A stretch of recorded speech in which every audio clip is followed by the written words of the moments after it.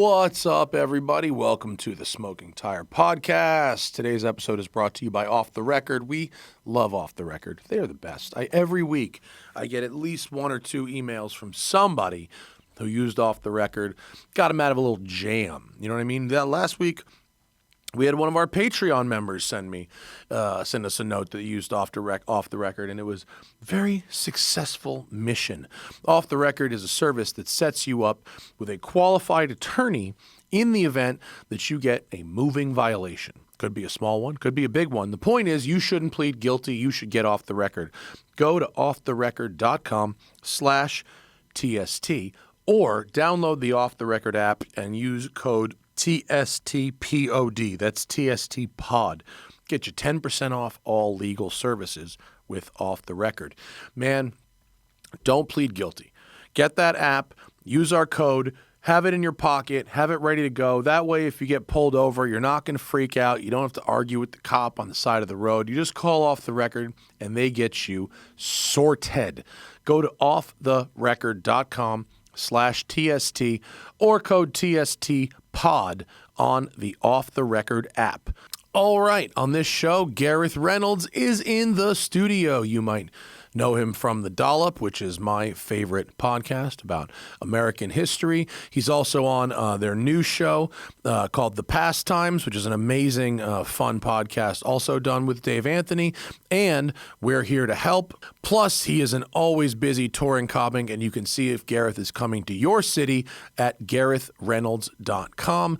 But we love hanging out with this guy. He's great fun. He's a super funny dude, and it's a pleasure to have Gareth Reynolds from the Dollop, the Past Times, and we're here to help. In studio with us, it's the Smoking Tire Podcast. Let's go. And it was the Montana Registration Nationals. Yeah, I mean, everyone's got a Montana tag. Right. Nobody's paying taxes. Everybody's wearing 500,000. I mean, it's the tax haven championship. Really. What, Montana's good for no taxes? If you want to not pay taxes on your shit, you register. And I like Montana. It's not a slight against Montana. No, it's actually a slight benefit. Yeah, but if people buy, people literally will buy. They'll live in LA. They'll buy a $5 million car, which is a thing, and they'll register it in Montana on some LLC to avoid paying the taxes. It's like offshore but onshore. Yeah. Right. Yeah. Mm-hmm. And everybody up there was paying Montana taxes. So but funny. we were up there, and I saw a Tron. Rolling, by the way. I saw a Tron Cybertruck. What does that mean? So it had the fluorescence? It had reflective tape on all of the hard edges, so it looked like Tron-y. So there's a guy who's I want to distinguish myself from the other losers. The other one I saw, I'm which king was loser. the craziest one I saw, driving up to Monterey, I saw a Cybertruck towing an Airstream, which you know what an Airstream is, right? Yeah. Visually, it was the most mindfuck thing. Because the Airstream was a design so good. I was going to say, I like an Airstream. They're gorgeous. Yeah. And it was so good, they haven't changed how it looks since the 30s. You see one? Yeah. One that was built in... So this guy was had great taste at one point, and then... Well, and when you see they cancel each other out. He's bringing great taste with him. Because he doesn't have it. It was so crazy how, it was this timeless thing being towed by this thing that is so obviously not timeless. Yeah. It was really weird. No, I said on I forget what it was, but it's it's like the opposite of a DeLorean. Like when I was a kid, I used to see a DeLorean and it would something in me would spark. Yeah. And even now when I see a DeLorean, I'm like, wow. Yeah. And then now when I see a Cybertruck, I'm like, dumb DeLorean. Moron DeLorean. Yeah. Partially because it's not pretty, whereas a DeLorean, even though it's not a great car, is actually pretty. Back to the Future did a lot for it. If they made a movie where the Cybertruck was a time machine, I'd maybe more. But then that person would just go back in time and not buy it. So that would be the only wrinkle there. The stories could end up being parallel to where if you did remake Back to the Future, a Cybertruck would be an appropriate vehicle. Like in 1985, that thing couldn't go 88 though. It does. It just can't stop. In 1985. The DeLorean was a joke. It was a failure. Oh, yeah, right. You know, the company had failed. Yeah. John DeLorean was on tape, moving bricks. We did a dollop on him. Yeah, I remember. It was crazy. Yeah. And there's a documentary about him, all this shit. But there's also the Alec Baldwin movie? Did we talk about the this the last time you were here? I don't think so. The movie is crazy, bananas, crazy. You've seen it, right? I think is it it's not a documentary combined with reenactments, is it? It is, and it's also the actors break the fourth wall to give you their thoughts, but in costume. So it's like now he's John DeLorean, but now he's Alec Baldwin, but with the fucking eyebrows and the wig and the weird hair. So weird. It's so weird. So weird. Such a miss. And now there's a lawsuit happening with DeLorean. There's a company in Texas called DeLorean Motor Company. They bought the rights and all the spare parts. So if you have a DeLorean, this is where you go to get it fixed, or you go to get parts. Okay? How often is that phone ringing? And there's a few. How many DeLoreans are there in the country? They made 9,000 cars. And that was in the 80s. Yeah, and there's still about 7,000 on the road. Oh, wow. They were one of the first cars to be collectible from new.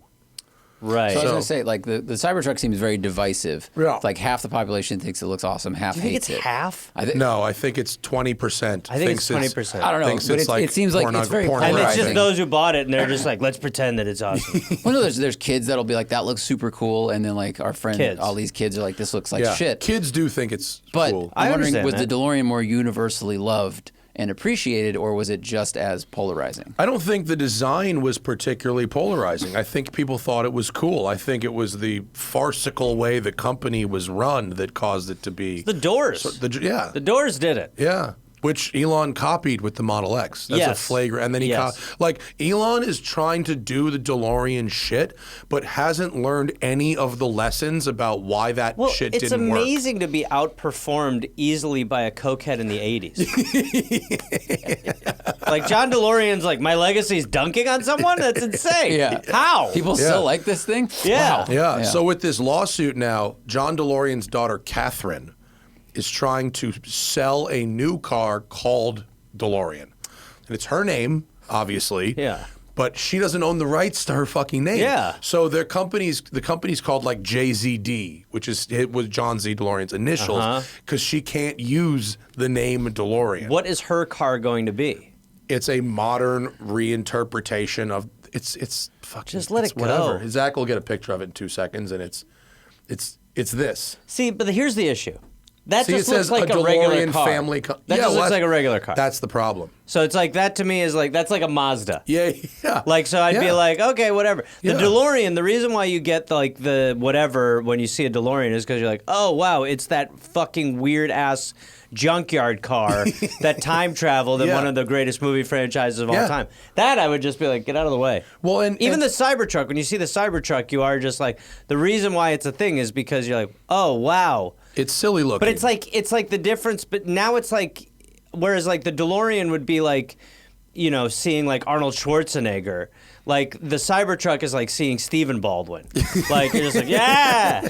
Yeah. It would be like, I don't want to talk to it, but it is there. Yeah, like Steven Seagal, dude. Like you can't take the Steven Seagal of cars. Yeah. You cannot take your eyes off it, and yet at the same time you're like, ugh. Yeah, Like keep your eye on it because it'll try to put its finger in. Why it. is it so famous? Yeah. My cousin works for is a major party planner and does a Grammy party every year for a big record label, and we sneak in.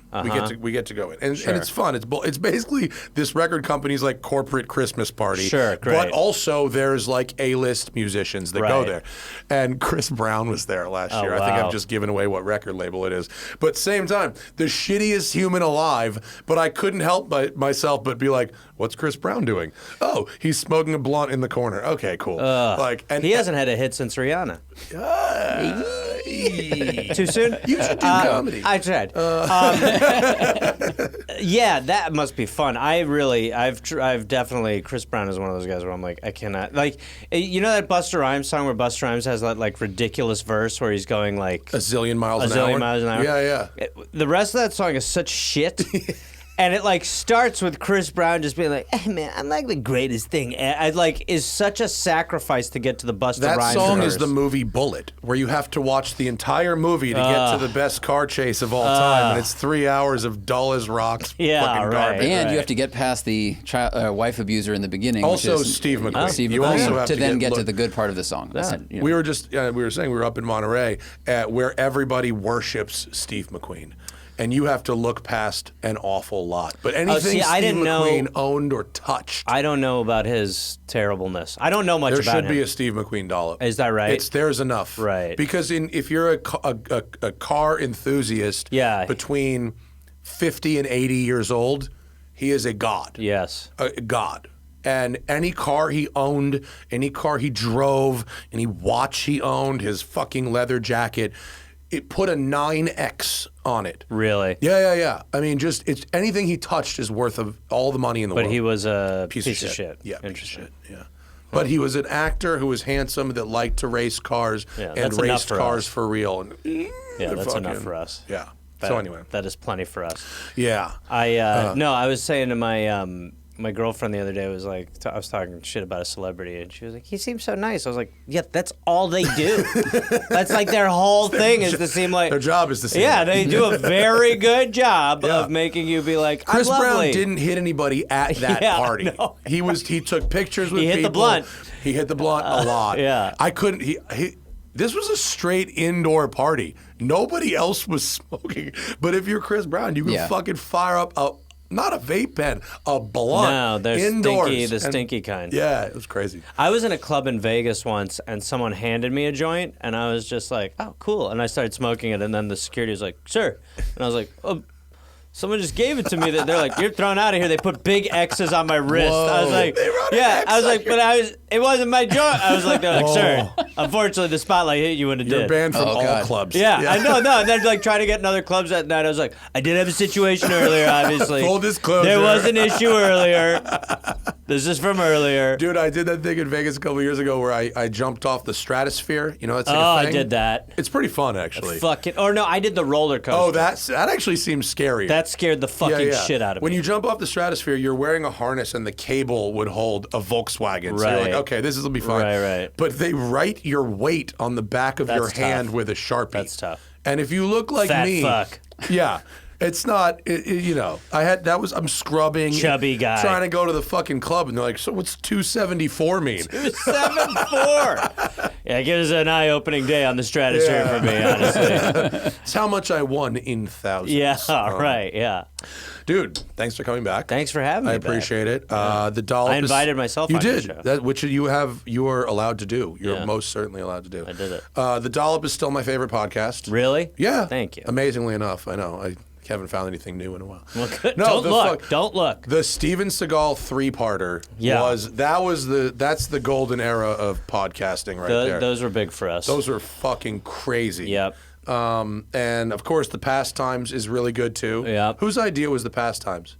Pretty much Dave's idea. It's fucking funny idea. Yeah, he was just like, you know, we talked about doing like another show, but his work for the Dollop is so enormous that he was like, sometimes I'm just reading through these papers and they're just insane. I'm like, yeah, let's do it. And then, so for those who have no idea what I'm talking about, it's a podcast. It's on the same feed as the Dollop. It Yeah. alternates, but they literally read a newspaper from like a random day in history. Yep. And you learn that we were crazier. it's just crazy. It's a little hard to not. I mean, it's the same with the Dollop sometimes. It's like you don't want to keep making the same jokes, but like there's so many times when you're like, why the fuck was the first story about a worm and then we're on page 6 and it's about like a mass murderer?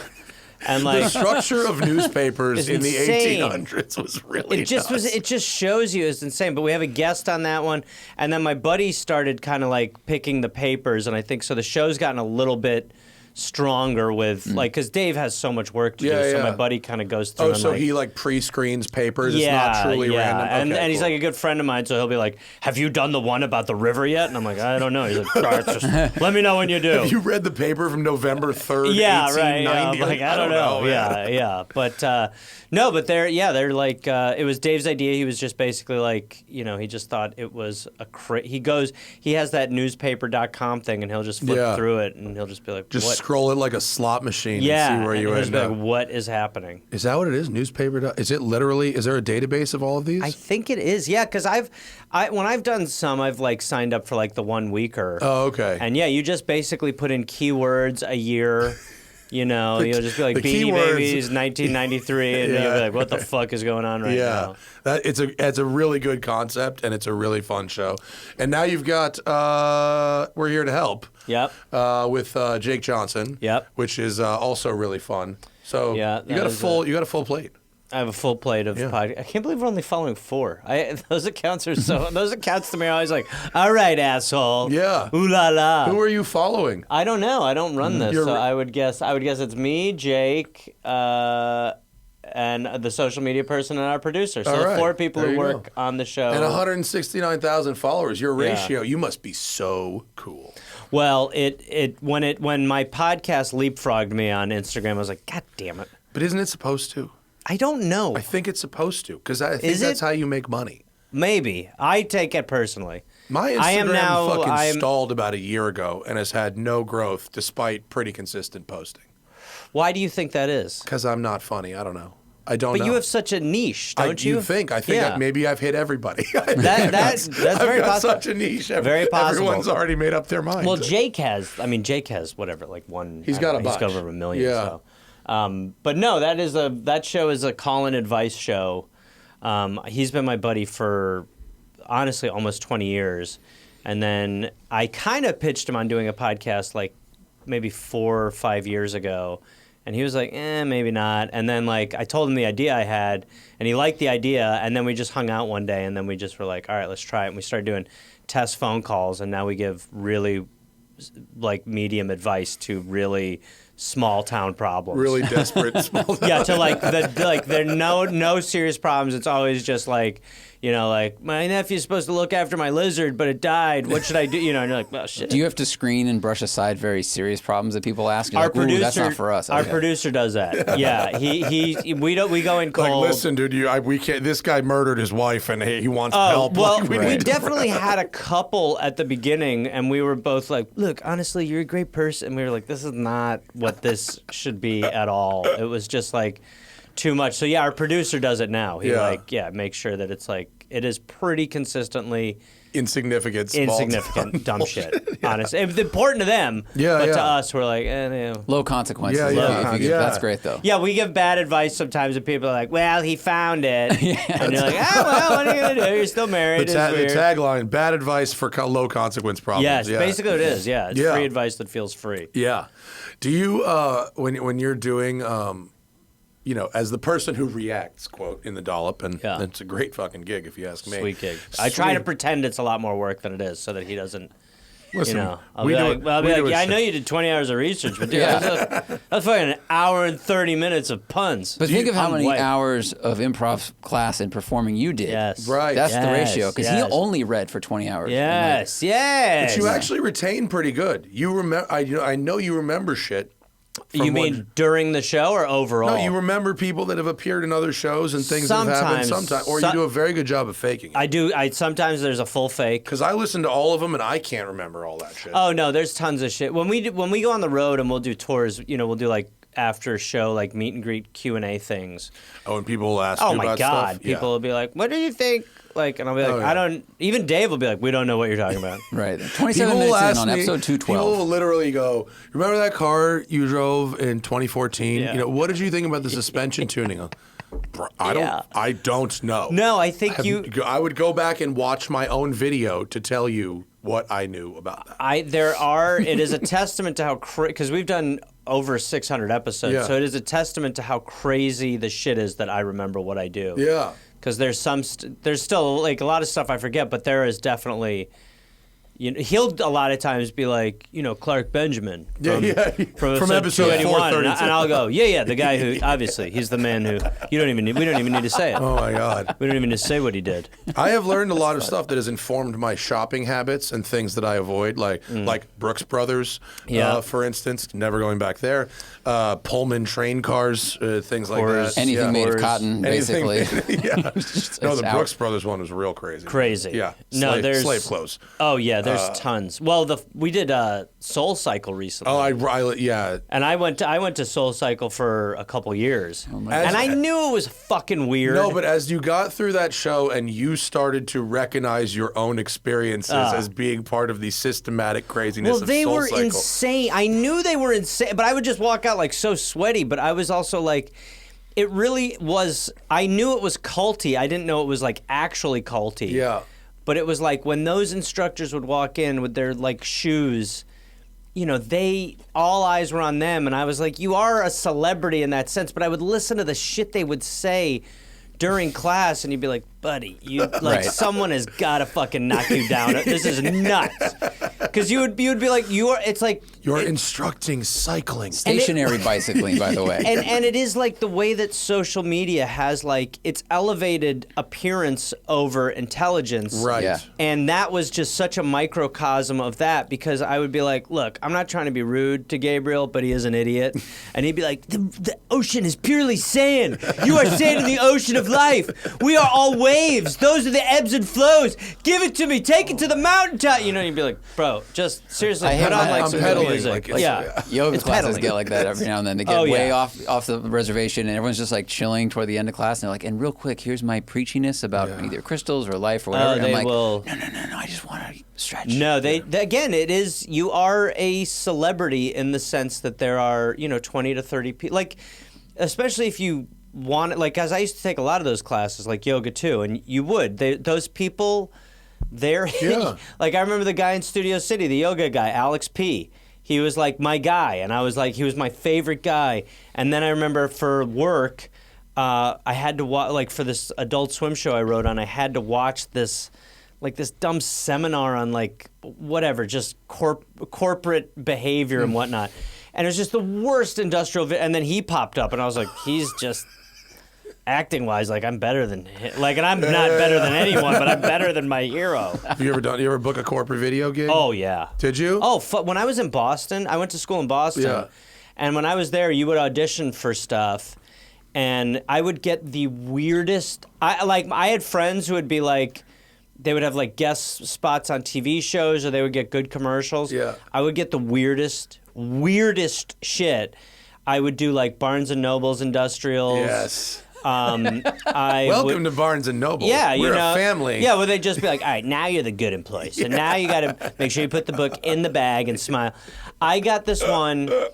I booked this thing called the Great Escape Challenge, which was for like middle schoolers on what to do if there's a fire in their house. Oh, okay, cool. And I was like a fake game show host for 2 families. And we were shooting it like in the middle of Which one like, of you will burn to death? Yeah, right. No. Well, it was like the idiot family who was like, I guess you just stay in the bedroom?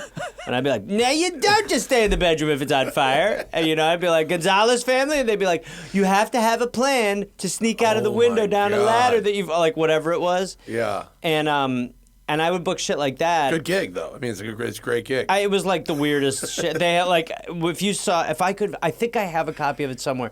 It's on VHS for sure. It was. I had a lime green shirt, like, it was like, I was like, are you trying to make sure I never get fucked again? Like, this is real bad. It was like you or Double Dare. It was like, I feel like that's what you were auditioning for. It was very much like Fire Double Dare. Yeah. And then I did a gig.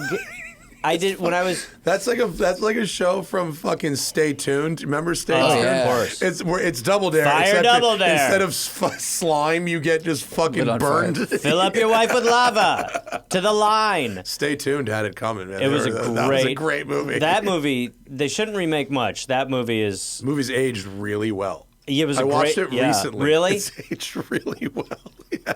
I was like, I remember seeing. That was when I like would go to see every movie in the movie theater. Yeah. But that movie was fucking awesome. Fucking John Ritter. John killing Ritter. It. Yeah. And the kid toucher guy from Ferris Bueller. I don't remember his name. Yeah, the principal. right. Yeah. Okay. Did you ever watch The Voyage of the Mimi? Does that sound familiar? It was like a shit you watched in like middle school science class. Oh, now we're talking. Wait, let's have a little look. But here. it was like a soap opera about like a boat that did like science. Can you find the IMDb page for The Voyage? Because there's this is TV one of those series, things. 1984. Kind of. Go to the cast because It was oh, wow, Skinny Jack Black. Look, Ben Affleck is in it. Oh my God. Like Ben Affleck. C.T. Granville. Yeah, in The Voyage of the Mimi, and Peter Marston as Captain Granville. Who's he? You'd recognize his face. I don't remember that. It's so funny though. So then I did a gig. Yeah. I was opening for a friend of mine this is years ago. This is probably 10 years ago. And after the show, these 4 people come up to me and they go, "We have a really weird question for you." And I was like, "Yeah." And they go, "We're middle school teachers. Oh my God. Were you ever in a thing called the Great Escape Challenge?" I was like, "Are you fucking kidding?" And it was like still being used. That's crazy. Because do they have to show it all the time with every class? Yeah, every year a new wow. crew would get a taste of it. It's been transcribed to DVD and now to digital. Here's the fucking worst one. When I was in college, it was probably like maybe my second or last year. I went to acting school, so I was like trying to do theater, and acting and all that. And there was a guy who was a director at my school. He was like studying to make films. And he was like, "I really think you should do some serious stuff." And I was like, "Dude," I'm like, because I would do serious theater. And I was like, "I would love to." And he was making this video for like BU, BC, and Emerson, where I went to school. And it was basically like a PSA, for lack of a better term, about a guy who like sexually assaults a woman. Oh no. And he's like, "You should be the guy." And so I was like, "Yeah, great." I look at you and I think rapist. You are a rapey man. And so I was like, "Yeah," and I was into it because it was like super dark and whatever. Yeah. So we shoot it for like 2 days. It's like there's a woman obviously, and I go back to her place. It doesn't get too vile, but it leads you kind of right up to this moment, and then you see her after, and it's all this stuff. But I'm like a charming guy at first, and then I go back to her place, and I'm a violent piece of shit.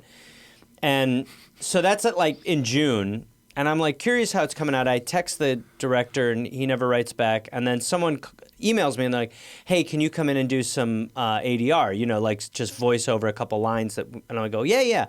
And I go in, and he goes, "So the sound girl on this just fucking sucked, and we need to redub all your audio." And I was like, "What?" And he's like, "You need to redo every one of your lines." Oh my God. And so I was like, that is truly maybe impossible, And then during this violent-ish scene, I had to sit there like in this room and be like, "No, give it to me. Give me what I want." No, hold on. Sorry, go again. "No, give it to me. Give me what I want." It was like I was like, "This is a fucking nightmare." You time it with your with your mouth that's moving quickly in this with this thing that when I was doing it on the day, I was very like trying to do a good job, and now I'm just sitting in a chair, just like "No, give me what I want." For like a college PSA too? Yeah, that would be for like no money. That's crazy. Did you ever see the Ben Affleck PSA about steroids? Guys, just one more quick break to remind you that our TST merch is available at thesmokingtireshop.com. Get it while supplies last. And my collaboration with Notice Watches, The Canyon, does have a few units remaining at noticewatches.com. The beautiful blue colorway is there with the twinkly night sky motif. It's got gilt hands and gilt indices. Comes on an amazing Jubilee bracelet. It's 200 meters water resist. It's a Swiss movement. It's an amazing piece. I've been talking about it for over a year, and you can get it in the night sky colorway now while supplies last. And now let's get back to the podcast. Did you guys ever see this? I remember watching this as a kid, but I guess it's called A Body to Die For, the Aaron Henry story, because it's about a high school kid who did steroids. In the actual but like fuck? This was a movie, PSA movie that came out, I guess, Ernie in the Hudson 90s. is the coach. There we go. Yeah. Aaron Henry's a high school football player who pushes himself to be the best while working out at the gym. He meets Bryce, who turns him on to using steroids. Nice. Give him the body he wants. Yes. Look, Michael Kelly, he was great in House of Cards, but like I remember watching this He's as the a kid. gym manager. He gets all angry and he punches a wall and he's like abusive. And I think I was 10 and I was like, "What's a steroid?"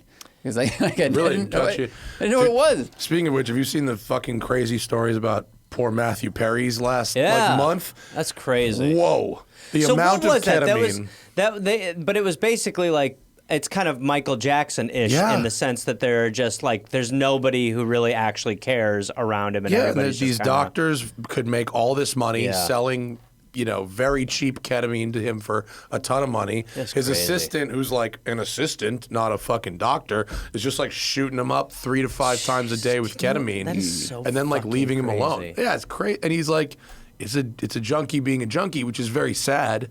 But Yeah, like, all these people are never just like, hey, he's a junkie, and like maybe maybe giving him like enormous quantities of IV drugs is bad. Not to make the Dollop the victim, but the Mind Bloom ad money stopped after that. Seriously? Yeah.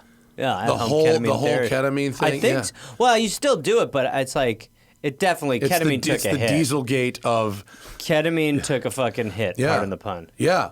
I'm not surprised. Yeah. O.J. Simpson single-handedly killed the Ford Bronco. Uh-huh. And knife sales went down a little bit. Yeah, but he didn't kill his wife. No, definitely not. Still looking for her. Yeah, we'll find that Still, guy. This is the or ghost, a woman. The ghost. Have you done an O.J. Dollop? No. They're really that seems ripe. We should. And the truth is, I probably don't remember a lot of it, but that 5-parter ESPN doc on him. Oh yeah, that is maybe the best doc series of all time. The Made in America. It's great. O.J. Made in America. Because the 5th episode is where you're like, what? Was that the one where he robs the sports? Yeah, it was like he had a prank show. It was just like all this stuff where you're like, it felt like Stay Tuned, but without you were like, this happened? Yeah. Like, what the fuck? Yeah. It was crazy. Like an OJ prank. Like the idea of OJ punking you. Imagine that reveal. You'd be like, yeah, no, get the fuck away from you. And be like, what? But there's like video of him like robbing the sports. Yes. guys. OJ was dying to go to jail. OJ just was like, I think I'm invincible. Mm-hmm. Like he just like got away with 2 murders. You'd think that would keep you on the straight and narrow. Right? Stay on the golf course, bro. I want my Heisman. You got to chase that Fuck high. that. I want my Heisman back. I'm getting this Fuck shit. that. Yeah. And that ashtray. No, but he single-handedly killed Bronco sales. Yeah. And the Volkswagen and their associated brands with the cheating diesel killed diesel development. Oh, right. Killed You mean all, when they... Yeah. Right, because when they cheated at emissions. Yeah, right. And that story's also crazy. Oh, yeah. And Volkswagen gets the brunt of the blame because they were the headline, but every brand was cheating. Now, at what was diesel. that? That was just doing like lower carbon emitting cars, essentially. Right? The cars had like 2. They were diesel, right? So the pitch was that diesel was powerful, and they had developed a cleaner diesel clean technology, diesel, right? But they basically what they were doing was they put some code into the ECU. So that the car knew when it was being emissions tested, and it would be like bloop, and it would switch to this other tune that made like no horsepower but cut the emissions way down. And then when you go back to driving it, it would go bloop and switch back over. Didn't they also? Is this the story where they did something with like monkeys? I already have it pulled up. Yes, they did. Right where they had like monkeys breathing exhaust. and like watching cartoons while they did it or something. It's like they were trying to prove that the emissions were really clean, but it's just a real bad look. I mean, look, as the representative of the monkeys, I assure you they enjoyed it. Yeah, said some fucking German guy. These monkeys have never been happier. And of course, we were speaking of crazy German shit. We were, we're at Pebble Beach, which is a very fancy schmancy car auction. Yeah.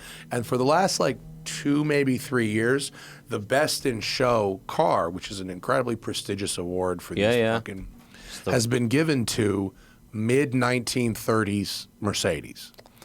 And they're beautiful cars. Wow. Admittedly. But it wasn't this year, but the past 2 or 3 years before that. And there was sort of a, thing among car writers like, hey, should we maybe stop giving Best in Show to Nazi cars? Yeah. Like just saying we can't separate those. And everyone involved in that world was like, no, we're okay with this. This is like what one? It's not the car's fault. Yeah. Well, I don't know. We'll see. Ask. See if it lets a Jew in it. Yeah. It just falls. It just punts you out the other side of the door. It won't start. It just keeps saying 9.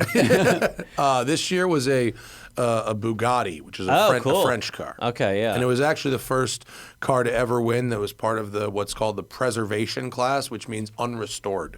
So it has lots. So it's just paint is cracking off and all that. That's stuff. awesome. But it still runs and drives. It's preserved. So what are you doing there? You're just walking around, filming stuff, just having a good time, just partying. Partying. I'm partying. That's awesome. Yeah.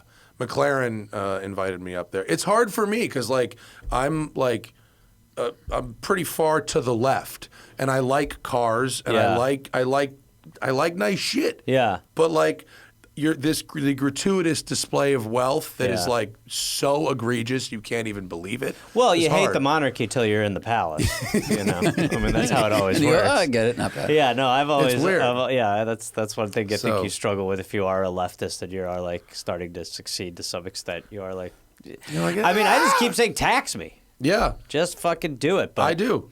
Yeah. I fucking pay. I don't complain. I don't want my taxes lowered. I'm okay with my goddamn taxes. What's so funny about California is that everyone shits on it now, and I think it's actually fair because it used to be that your tax money here was we're going to have the best state. Yeah. And then now you're they're still taxing the shit out of us. But where's this going? As Gavin Newsom's picking up tents. Yeah. Being you can't stay here. You're weren't we the ones who were going to be this state was going to be good because we're tax dollars? That video of the tents, Jesus fucking I can't imagine. I don't know why the fuck anyone would be film me. Yeah. Who in his staff was we're going for the real big assholes. Yeah. It was crazy. It makes no sense. Yeah.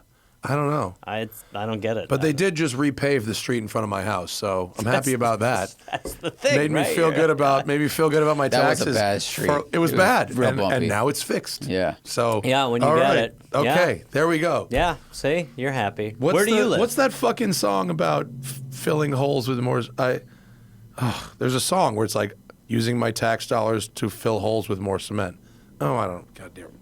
I live near here. Okay. Not far from here. I don't want to say, but near here. The address, please? You could just find the... May we have the address, Go please? that way and find the new pavement. I live right there. I think he's around here. Yeah. As Matt. Yeah. Are you doing gigs? Is that why you're in town? Or did you move back? Yeah. Oh, yeah, because I did? did the Idaho year. I know. And I didn't... You were cagey about exactly why until you went on someone's podcast and told the fucking story. About the girl. Yeah, that was not a direct correlation. Oh, it wasn't? That story was... it was nuts. Yeah. I moved to Idaho right when COVID hit. I just was I'm fucking out of here. My year got canceled. I was living in a one-bedroom in Studio City that was just kind of dog shit. Yeah. And I just like everyone. I mean, my year just got canceled. Yeah. So I just started drinking Winston Churchill hours. And then I just started toying with the idea of where else could I go? And I started looking. I was somewhere that would be drivable. And then once I started looking at Boise, I was ooh, this is interesting. Mm-hmm. And I just couldn't stop thinking about it. And then I just narrowed it down to a couple places, and I found a 3-bedroom house that was less. I mean, people in Boise are thanks, asshole. Now our rent is up. But gentrifier. Yeah, but I found a place, and I was fuck it. So I just literally moved everything in a U-Haul out to Boise and just lived in the middle of nowhere for a year, and it was fucking awesome. It was, but not awesome enough to stay. It was close. It was a nail biter. If it wasn't for work stuff, we have Riverside. It's gorgeous. No, I thought about. I mean, it was awesome. It was awesome because I was one of the lucky people who still had an income. I mean, I would have had more of an income, sure, but I had an income. Still do a podcast. Still could do a podcast. Still had ad revenue, and then I just was in the middle of nowhere, and I was around nature, and I just didn't travel. I mean, I travel all the time, and it was I didn't travel. So that was my year in Boise was amazing, but it wasn't because of my stalker. Probably didn't help. I felt a little security being out there, but my stalker was part of why I moved to Studio City in the first place, and the stalker story was nuts. It's nuts. And there was a documentary on Netflix or something that was some kind of a crime documentary that almost mirrored what you experienced exactly. Yeah, I think I watched that one. Fucking PTSD for that. Yeah, well, it's kind of a model. I mean, the model for these people, the phones and social media and that stuff has enabled these, and I'm not even being hyperbolic, psychopaths who if they want to nest and ruin you, they have capability of doing that. Yeah. I also watched. I can't remember the one that was like the longer one. It was kind of like a funnier one. It was like a 6-part like retelling of this guy's. I want to say Bad Bunny, but that's not the guy, the one in England. Yeah, Baby Rhino. Baby Rhino. Yeah. Bad Bunny. Baby Rhino, and then Baby Reindeer.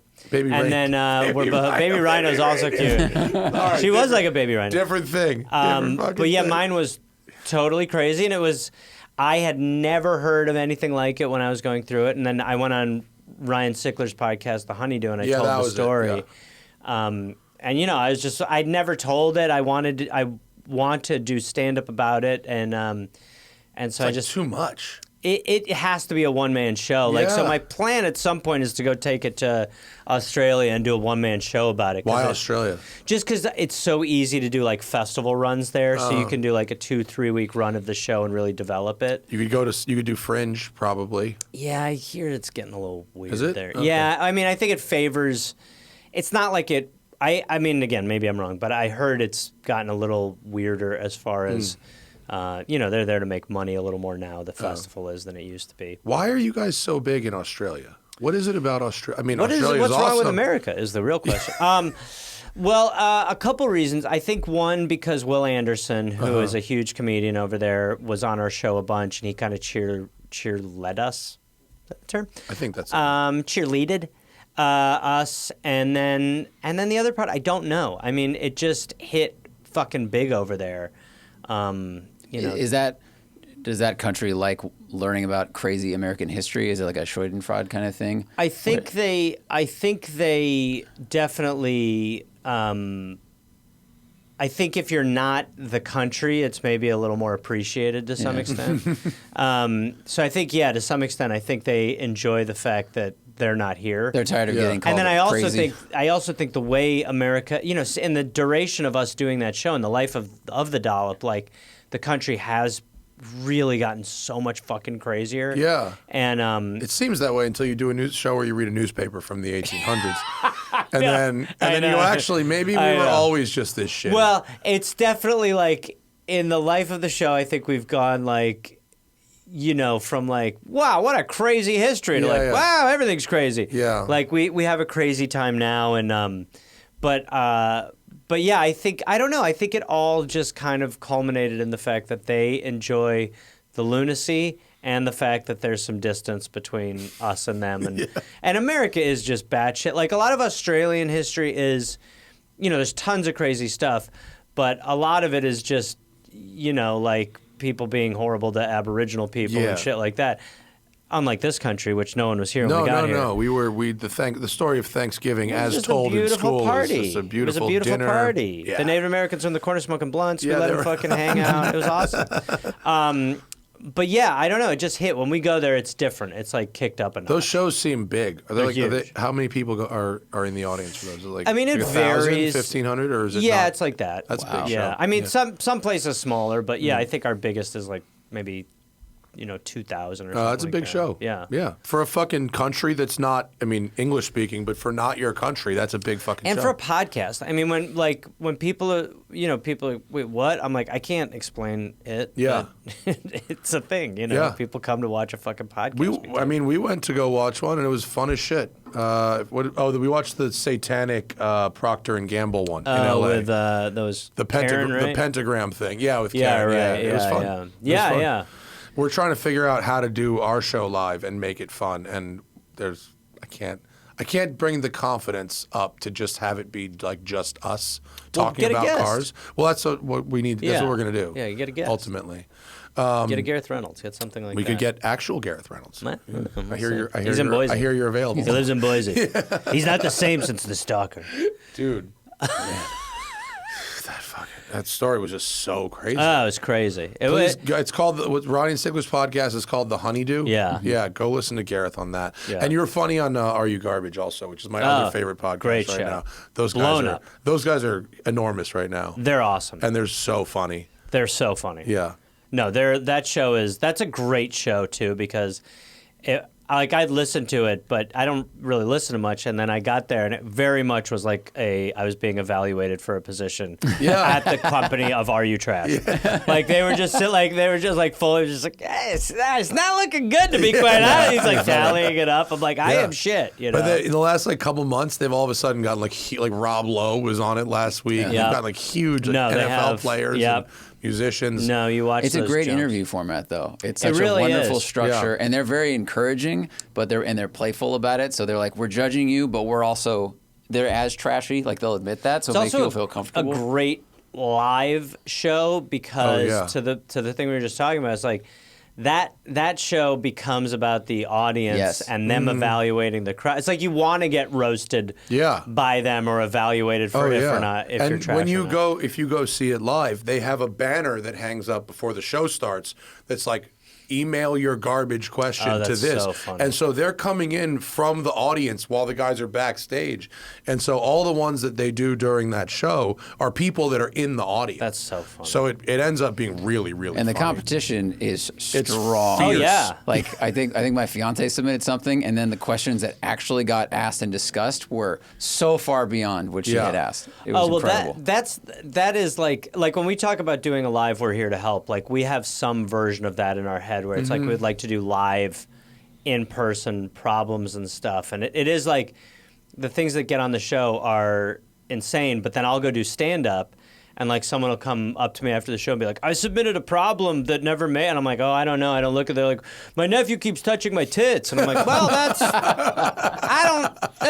kind of a little bit of a strange zone. You know what I mean? Like, they should go to Are You Garbage? That's more their field. You're like different doctors. Yeah, right. I'm going to refer you to a specialist and that kind of thing. Totally. Yeah, right. Yeah, exactly. Yeah. Oh my God. Yeah, but no, they're great. I was going to go do that show again. I just, at some point, got to go to New York and make a run of doing podcasts and shit. You know how it is. You ever do those? Do you ever go and do like a run of like guesting?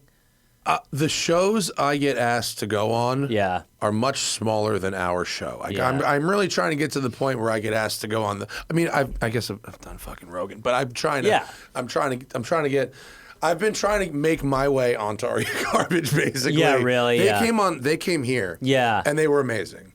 And Zach and I came up with 150 questions called Car You Garbage, which is the car-themed car-themed You could also do Are You Garbage. So we went back and forth on that and landed on the first I like that. one. I like where you landed. Car You Garbage. I gave him the list, and I said, do whatever you want with these, and I haven't seen them come up yet. But the only really, really, really good one was, have you ever modified a car to make it better to eat in? Which is there's a lot of implications there. That's pretty. Speaking of Broncos, my first real girlfriend was from Texas, and I remember when I went to her dad had a Bronco, and he had modified the cup holder to fit the enormous 7-Eleven Big Gulp. It was like an extender. It was, he like had. It's the seatbelt extender. Yes, of cup it was like literally like a bowl could fit in it, and it was for his like Mountain Dew huge fucking cup, you know. And I was have you seen the adapter, the cup holder adapter for a large McDonald's fries? Wow. It's a real thing. There are so many. It was like Hammacher Schlemmer. What? Yeah, no, it was. What the fuck are they doing? They were used to be game. like, this is a sun-powered scooter. Now they're like, now you can eat biscuits while you're shitting. Yeah. There's ones that like turn your whole steering wheel into like a tray table. I remember that one. So we drive everywhere now for most of our shows. I wanted to ask you about the van. So we have a van that I pretty much drive exclusively. I would say 90% of the time I just drive the van places. And my buddy Luke, who's sleeping in my car, he opens like for literally me. Right now outside in our parking lot. I was like, he could come in. He's like, no. No. He's a Hemmico Slemmiker. He's eating French fries also. He is fries. He had one of those, a little table for the steering wheel. And I was like, this cannot happen. Yeah. Why was it COVID that made you decide to drive, or did you just do math and go, this will be way cheaper? It became a number of things. It started with COVID, and for the Dollop, we decided to do that. And then once I started kind of filming my shows, my stand-up shows more and more, is like there's a lot of gear. Once we started being like, let's sell merch. And also fucking trying to fly to guarantee that you'll be somewhere has gotten harder. Yeah, it sucks. Yeah, so it's like, Isn't it a camper van? You sleeping No, in the it's van? like a Sprinter van. Oh, okay. Yeah. So it's like a cargo van. Yeah. All right. I want the fucking camper. The camper Sprinters are nice. I thought originally when I saw that you guys had bought the van, I thought it was a camper van. Well, it has a bed. Okay. It has a fridge. Okay. It had a sink. We took that out for like we made shelves instead. But no, we really like it. It's crazy. I was in I did a run up the East Coast that we drove to, and it started in like Alabama or something. I went all the way to Toronto, and then we drove back. And it's like when you tell people like you're driving, they're like, "What are you out of your mind?" I mean, because it was like 47 hours or something. Yeah, but it is predictable. It's predictable. If you got to piss, you can piss. Yeah. You know what you're doing. It does become insane. It's easier to carry drugs. It's way easier to carry drugs. Objectively truthful statement. I'm not endorsing. You can put them in the van and in your ass. But if you're transporting gear, like I used to have to move a lot of production gear, and you'd fly, and like, oh, one case is missing. It went to the wrong country, and now we are down a camera. Like, it can cause a huge problem. Oh, I mean, traveling, like your bags get lost a lot, and your flights just get fucked. Yeah. And truly, I mean, I'm flying to the East Coast for some shows coming up, and I'm going out a day early. Just because? Just because I'm like, there's just a high probability I can't make it for that night just because. How many miles have you put on the van in 4 years? The van is... You got it in 2020, I think, right? Yeah, the van is probably nearing... Probably 70. Okay. So Yeah. it's good number of miles. Yeah. Yeah, good number of miles. But it's... And it's the Nissan van, right? Yep. Do you like it? I do. I love it. Do you like forget having a van, but do you like that van? Yes. Okay. When we were looking at it, it seemed like Sprinter vans broke down a lot. They do. And so this we got pretty cheap considering, and it was low miles. It was like the guy had already he'd done some stuff to it, so it was in a pretty good spot. So yeah, but I will say, now my algorithm is like, do you want to see a sick ass RV? And I'm like, what the fuck is going? Like, there's some RVs where I'm like, come on. Clarence Thomas is selling one. Van? Have you seen Bert? Bert's van? Bert's bus? Bert's bus. Oh, I've been on Bert's bus. Yeah. Insane. That is the goal. Yeah. But even on Bert's bus, you can't shit in it. Right. Well, that's just a rule. Oh, That's a rule. Yeah, no shit. Wow. No, So in real hoity-toity rich people land, where I just was, one of the things I got to do was take a demo flight on a private jet. On the Honda jet. So the Honda makes a plane. Did you know that? No. Honda makes a plane. Wow. And it's called the Honda jet because they're creative. Very good, yeah. It's a smaller jet. It's not like one of the fucking. What are the rims like? Good rims? It does. Big Okay, good. 13s, but Good. they're clean. Good, okay. It's not like a Mark Cuban jet, but it's Right. like you own a huge plumbing company in Boise. Yeah, that right. kind of jet. There it is. That's it. It's actually quite good looking. Yeah. But one of the things that they were bragging about is there's a little bathroom in the back of it. You can shit. You can shit. You're allowed to shit in this one. Because most small private jets, you shit. There's a toilet back there, but it goes into a bucket that literally is then carried out later through the plane. Well, that really grim. ruins some of the allure of the private jet. does. Yeah, I mean, imagine spending $5, $6, $7 million on a private jet. And shit then in your a toilet's a bucket. bucket. And your toilet's a bucket. So the Honda jet, shout out to them, is cleaned Did you from shit in the it? outside. I thought about it. Just for funsies. Just to demo it. But just to properly evaluate. Test it out. Now that's nice. It is tiny. It's small. Yeah. It's small. It's the convenience. Yeah, you you're can fly getting to somewhere some fast small- as fuck. Yeah. Yeah. So, but if you really want a plane that's like feels luxurious inside. Yeah. I mean, not that this isn't enormous money. This is millions of dollars. yeah. But it's like multiply by 5. No. I've know. never done the private. Never been on a private jet? No. It's pretty fucking sick. No, I've seen it. When I went out with Bert one time, he was like, "Wow, that looks like a stealth bomber." Yeah, the one we I did thought was they made a bigger one, but that red and white one, yeah. 319. See, you're talking about plateauing with your file. You got 319. You're I am, but crushing. I've been at that for like a year. At what? 319. Oh, well, that's Hasn't still moved. good. I'm not saying it's not good. I'm just saying it's not growing.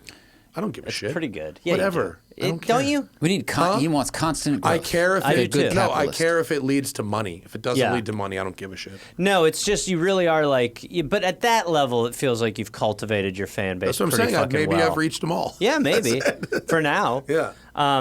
No, when I was going on the road with Bert, he was like, "Next time we'll fly private," you know. But I was whatever. I love Bert because I'm sure he has planned well and has smart people around him. Yes. But he acts like money will never run out, and it's great fun to watch.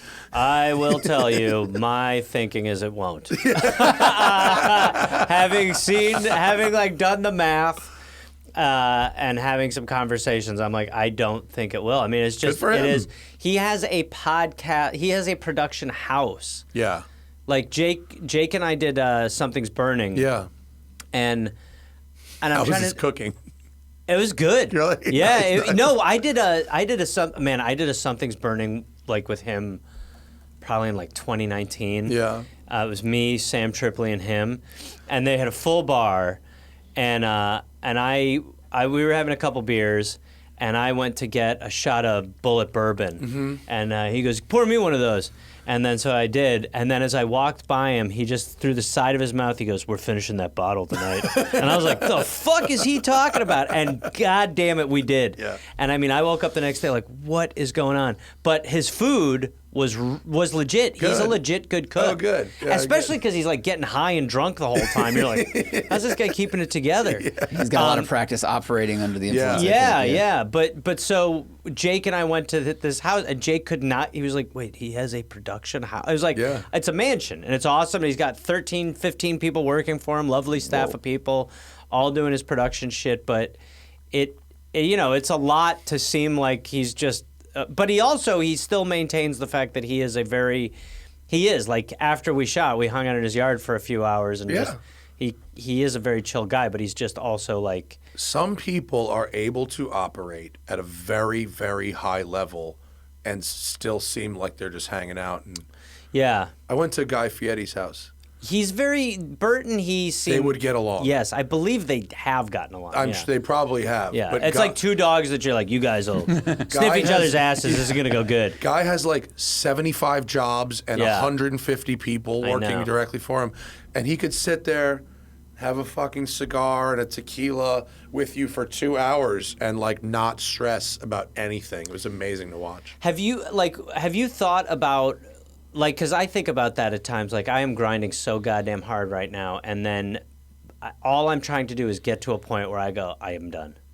All I want to do is be finished. I want to, like, get mentally do the math and be like, I am done. What is finished? Would you not keep doing stand-up if you got to, like, a dollar amount where you're like, now I don't have to grind, but I can just do it? Yeah, that's what I want. I want to be able to go, like, I can do... I mean, honestly, to be like, I can be on the road a third of the time and maybe make more money, you know? Just if you have 3 successful podcasts, is that not enough to offset some of that? I think there is a part of, honestly, I think for the way that I feel, A, about the country, and B, the fact that I have, people in my life who I try to take care of, it just isn't. It's like I am trying to like really make it so that, my family is comfortable.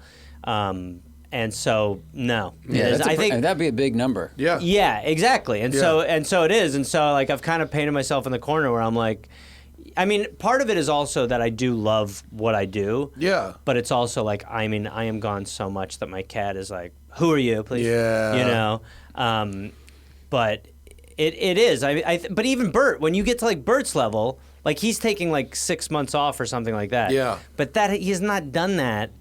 You just get addicted to the grind. Yeah. You don't want to take your foot off the pedal because you're That's going. us too. Yeah, that's what I would us imagine. too. So do you have that vision for yourself where you go? So I have determined that I will not be the one who decides when my media career is over. The media. YouTube will, this traffic will crash and whatever. The ad sales will dry up, and so that's why we're fucking parking cars. Yeah, that's why you got a lot of cars. We do, and we have a second location now since you were last year in Gardena, and that's going well. And once those businesses, how many cars do you have? These aren't my fucking cars. No, but how many cars do you have in your places? This one is 130. That's crazy. The other one's got 90, and then we bought the building next door to do 80 more. How many cars do you have? 6. What's your favorite between me one? and my wife? I have a Lamborghini, which an old one. How often do you take that out? It's being restored right now. Before it went into restoration, I drove it like every couple weeks, and I'm going to drive it a lot when it comes back. That's great. Yeah. What did you drive here today? I drove. The idea that you're not sure is amazing too. Yeah. What did I drive here today? I think I took the bus. I have an old Bentley downstairs, which I'll show you before you go. Nazi Bentley? No, 90s Bentley. I think that's a Thatcher Bentley. I think that's a Thatcher era Bentley. Feminism. It's pretty rad. Yeah. It was fucking cheap. It was a cheap Bentley. Probably cost less than your van. I think, well, we'll do numbers off. I think it was wrong. 20. But cheaper than my van. Vans got expensive. Vans got expensive in COVID. Yeah, but we bought used. Bentleys are cheap. We bought used. Real used. Yeah. But yeah, so I have old weird cars.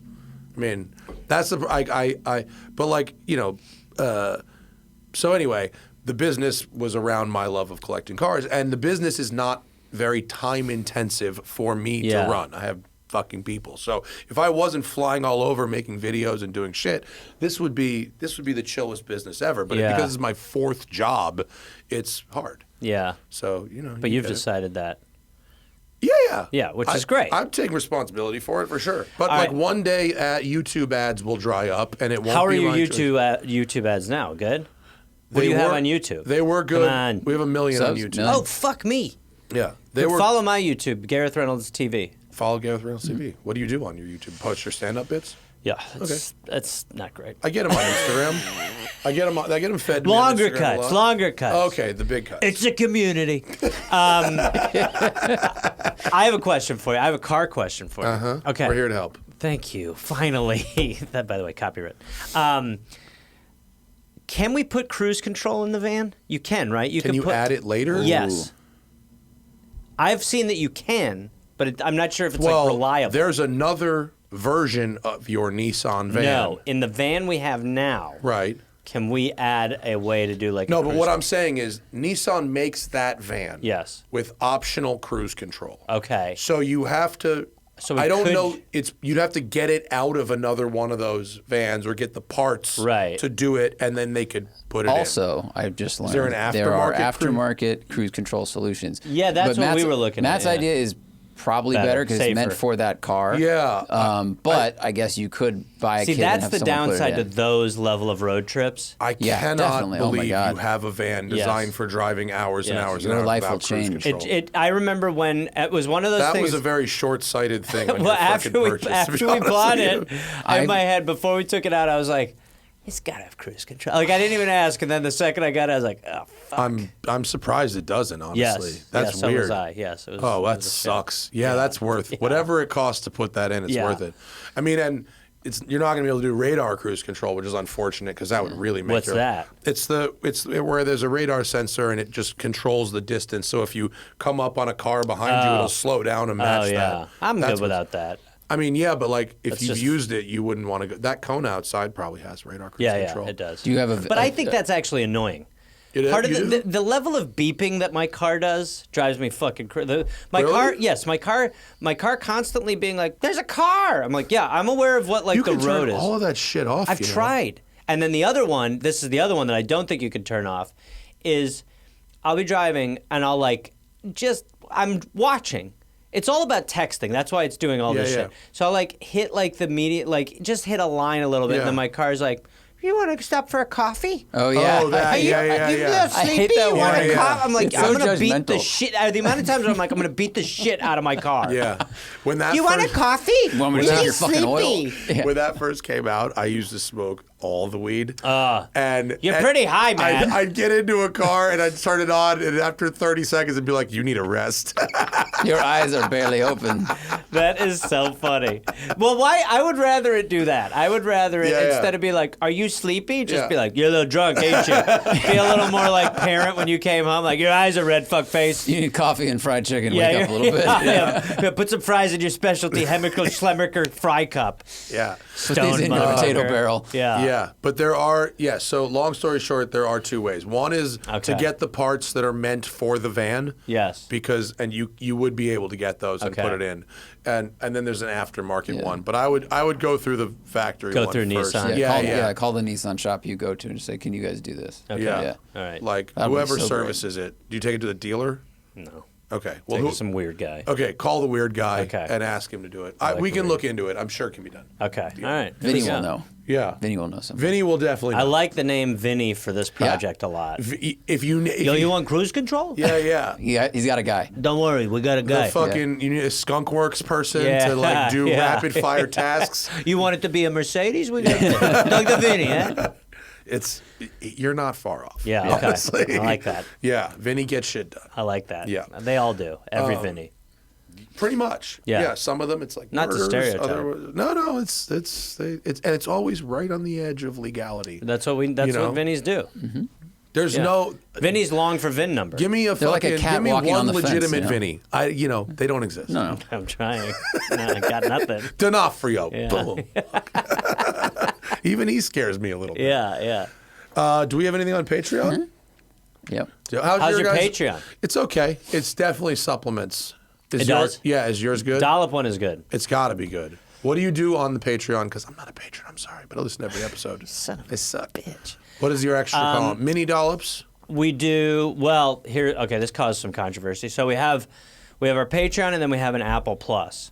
So Apple Plus, we do our second installment of the UK Dollop series, which are just like crazy UK stories. Oh, and but then, it's you. It's you and Dave. Okay. Yeah. And then reverse Smollops. So I do Smollops for Dave. Our Patreon has, I hate the amount of times I have to say Ollop on stuff. We have Chollops, which are Chollop chats. So we just talk about current events of the week. Okay. We kind of used to do that at the end of the episodes and shit like that. And then it just kind of felt like whatever. So it does make them a little less timeless, as it were, if you were doing that, I mean, and that still happens where like I have become addicted to my Trump impression, which has not been great because I just can't stop doing it. So we do Chollops, which are just like we talk about, politics or Musk or whatever the fuck is going on. We do Smollops, we do Q&As, and we do quizzes. So Dave quizzes me. Sometimes I quiz him, but Dave quizzes me on the show. That you just did? No, like in totality, it'll be like funny. drugs. That's great. My God. And then it'll be Dave multiple should start choice. quizzing you on the show you just did. No, shut the fuck up. No. Dave, are you out there? Come do it. That'd be horrible. Has he done this? No, but I'd love to have him. You should have him. I would love to have him. I'm sure I contributed a little bit to the Musk episode. Oh, is that right? Yeah, he asked me. I told him how modern car companies rate their EV ranges compared to Tesla. Well, yeah, that is actually a very fascinating point. Well, because Tesla oversells their range and other companies which is actually incredibly unfair if you really think about it. It's really like shitty to be like, it goes 400 miles, and you're like, I'm in the desert. It's 220. Yeah, it turns out it doesn't. Do you have an electric car? I had one. I had the Ford. We returned the lease in April, and we've been driving around this Bentley, and we'll probably get another one. Yeah. I love an electric car for LA. Oh, yeah. For running errands and shit, I love it. I love So mine. I'll probably get another one. I love mine. And the Kona is what you've got. Yeah. And you bought it off of Dave? No. I bought it. We bought ours at the same time. Basically. Oh, I didn't realize that. Yeah. They're good. Great. And I'm a huge fan. And the Ioniq is awesome too. So Yeah. when you're tired of that one, the Ioniq is the cool sort of geometric looking one. No, yeah, I know. I love it. It's really like the best car I've ever had. They're really nice. They fly. Yeah, they're all really fast. That's what I love about that car is that like a Porsche will be like, let's go, bitch. And I'll be like, buddy, I don't know what to tell you. This car really moves fast. Yeah, it just does. It just flies. Yeah, you can beat anybody that doesn't know they're racing you. Yeah, no, exactly. And the second I start, my car is just like, you need a coffee? You look crazy right now, buddy. You can definitely turn off some of those other annoying... It's the beeping. You can turn it off. I'm telling you. It's buried in the menus, but you can. Do you hate those? Yeah, I turn them all off. Are you texting while you drive? Sometimes. Okay. I have to. Why? Because I got shit to do. I run like fucking 3 companies. I get you. If I couldn't... When I'm driving the van, I won't. I try like, not I'll to. do like Is that because a the van needs brief- more attention because of wind Because you don't and have things? the mirror. There's just not. It's bigger. Yeah. It's bulkier, and you don't have. We don't have a rear window. Oh yeah, that's one. We have the backup cam, but we don't have the rear window. You can have a install one of those as well, a digital rear view mirror. When they do digital, right? Yeah, you right. can do digital rear view mirror. Right. You can do voice. I do when I'm not quote texting while driving, but I will do voice. You do voice. Voice to text. That's all the time. I will confirm that is true. I do voice to text That's while fine. driving a lot. That's fine. Yeah, I like that. Fuck it. I hate a lot of technology that seems like it's just scamming us, but the improvement of voice to text to where it's now like good is, I think, good. iPhone? Yes. Yeah. Yeah. I just tried to switch to Samsung. How'd it go for you? I loved the phone, but Apple fucks you over, where they basically make it so that you're not going to get all of your texts. Oh yeah. It was crazy. So I went back to iPhone. You went green, and then you were like, no, I went back, green, back and to then blue. I was missing shit. And then I called Apple, and they were basically admitting it. Because you took your number from Yes. the iPhone to the... Oh, Yes. Wow, that's crazy. And then they go, and then so she goes... And they go, it'll be $3,000 to switch back.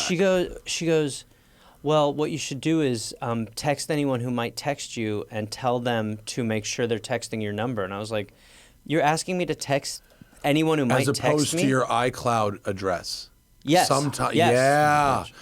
Something just happened with my wife's phone where a bunch of this shit was going It's to like crazy. iCloud. Yes. Yeah. And she was basically like preemptively text anyone who might text you. I was like, in my business. Yeah. This is bad. It is. You were talking about 1,000 people because I don't know where it's going to come from. You know, someone will ask you to like for me to just text John Doerr and be like, if you ever text me, do it this way. If not, have a good life. That's not- ridiculous. that's Well, not the good. Department of Justice is suing Apple for that.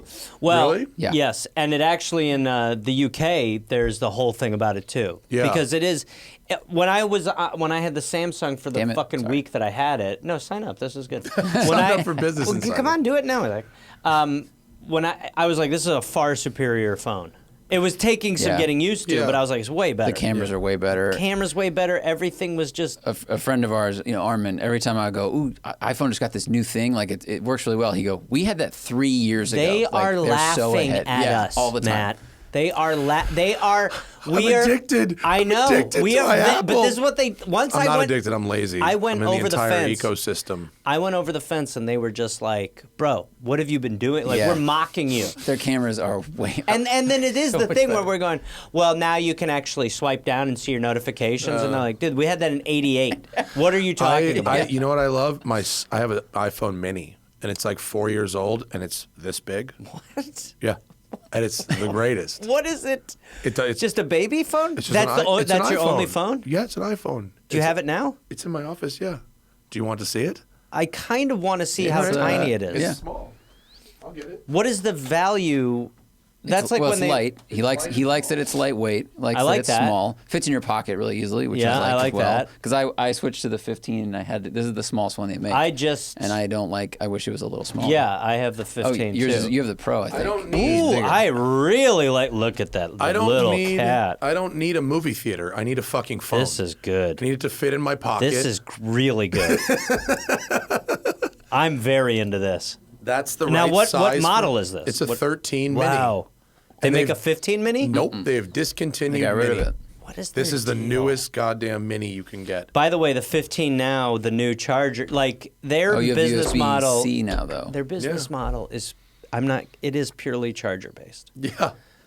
Like Steve Jobs left, and then Tim Cook or Tim Apple. Tim Apple. Tim Apple. Just made it all charger based. I don't like the wireless chargers at all. I don't either. Don't fuck with them. No.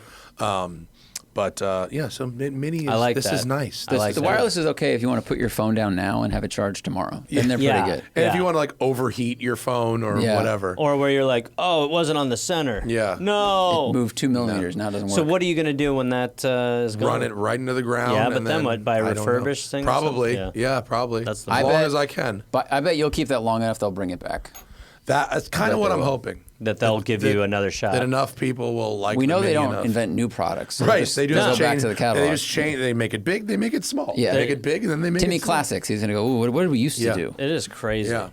But your Patreon has big numbers. Is it? Meaning, the value is 10, 25, 35, and you got 9,300. So you guys must be doing. Oh, you have a higher tier than. Oh, wow. Oh wow! It goes up to 50. Yeah, nobody does that one. No one does the 50. Not really. What's the sweet spot? The 25? I think the 25. Yeah. That's good. We gotta. I mean, most people do the 5. I mean, we also the 1 is like, what do you get for the 1? You just get, or 2. Sorry. Oh. Yeah, 1 is nothing, but the 2 you get ad free, video. We should be patrons. We should sign up. I feel bad now that we haven't. We should. It's bullshit, and to hear it is bullshit, and it's just bullshit that you've been gloating about. But no, we actually enjoy doing it now. Like it started off like weird because I don't think we really knew, and now we're just so conditioned to it. We record the episode, then we just have a chat about current events for a half hour after, and I mean, we put out a lot of fucking extra content. You do put out a lot, and you have the 2 other shows. That's a lot of stuff. Plus, it's nuts. If you hit the number where you could like retire and do what you wanted, is stand-up your favorite thing? Because you're so good at improv, voices, everything, and you get to react off of all of these like prompts, basically. Yeah. Which one would you choose to do?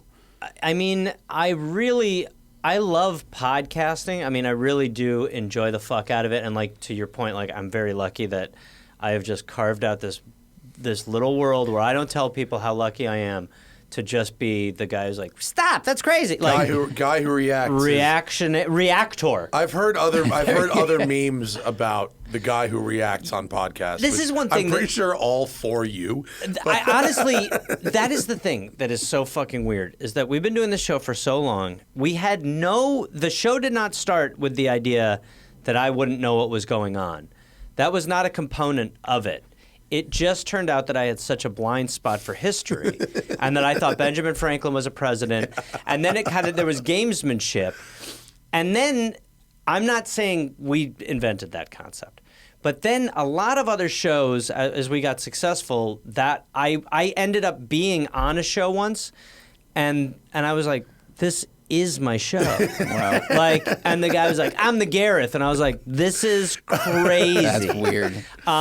Yeah. So it didn't even start like that. But to your point, there is something about like stand-up to me, being able to do live stand-up where there are some shows where I'll just ride the energy of like just crowd work the whole show. I normally open with like 15 or 20 minutes of just fucking around with the audience. Then I'll get into the material. It's really not helping me come up with my new hour because I just get so addicted to it, and I'll be disappointed with myself halfway through the show. And you seem to have like really weird fans that come to your shows, so it makes it at least what makes it to Instagram makes it. I'm lucky because I think that as people realize that there is this element of I'm going to do crowd work. People to some extent are willing to open up a little bit more than maybe. And I think I try very hard to not make fun of. I'm not like, bro, you fucking idiot. Like I'm interested, intrigued. So I'm very lucky now that like I had a show and there was someone in the audience dressed up like a robot, like fully in a robot costume. And I was just like, what's happening over here? Yeah. It ended up not being very funny because the person, I don't know, was like, what's weird? Their whole personality was just the costume. Like this. Yeah. Someone after the show was like, was that set up? And I was like, don't you think it would have been funnier? If it, like, wouldn't I have had like great like oil can stuff if it had been? But it was just kind of awkward. Yeah. But I don't know, the live element of doing the stand-up as I've become comfortable with like really going in cold as fuck with that is really fun. I don't know. I would still want to do some version of live performance.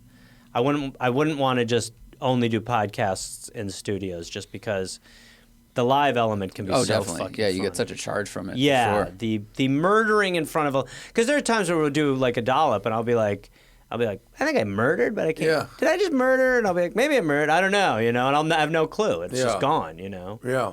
Do you find doing the live dollops as fun as doing stand-up? Or they're very fun. It seems fun to listen to. They're very fun. Yeah. I mean, to some extent, that it's... Again, I'm really lucky in that I can go do stand-up where I have a plan, an agenda, and then I can go do the dollop where I just go in cold and I can drink a half bottle of wine on stage and That's just also be a like shithead. improv practice. Oh, totally. It's fully because you don't know what you're fucking about to talk about. No. It's like having a teacher go do an impression of a fucking sailor who just ate his friend. Well, what's great is that when people know that it's organically off the cuff and improvised, people really, they love that. Yeah. And you can, in the room, you feel the charge of where their energy is satisfied and you take it in that direction and stuff. So, I mean, getting a round of applause in a theater over improvising some historical shit is it's gotta be pretty good. It's pretty good. Yeah. Pretty good feeling. Cool. Yeah. Do we have some things? Yeah. All right, great. Let's go to our fucking Patreon because these people paid for access to Gareth today. Of course, if you want to support the show, if you want to get an ad-free listening experience, if you want to get the show early, if you want to ask questions for the show, and if you want to get access to special merchandising, patreon.com/The Smoking Tire Podcast. Let's see. Some of these are going to be about fucking... Some of them are about fucking? I'm not down to talk about that. Okay. We'll start with Gareth once. Okay. David Steinauer. Gareth, what does it say? You tore so much. He didn't say he loves me so much. Yeah, I thought some words were missing there. Do you ever get... we sort of got to this, but do you ever get bummed out or burned out by doing too much? Sure Yes. you do. Yes. The end of a tour, you start to get a little bonkers. I just did a week in Fort Collins where we were shooting some content stuff. One day I was at a baseball game, and they just let me fuck around all day, and I got to sing the national anthem and all the... Do you sing? No. Okay. And it was not good. Some guy called me anti-American. You must probably get called that a lot. I do, by yeah. lunatics. Yeah, by lunatics. But Yeah. I think it's like, it's like if you have like an alcoholic brother, you're like, you get angry because you love them and you want them to be better. Yeah. And then the next night I went to shoot this dinner at this family's house that was like an Anthony Bourdain thing. It was fucking crazy.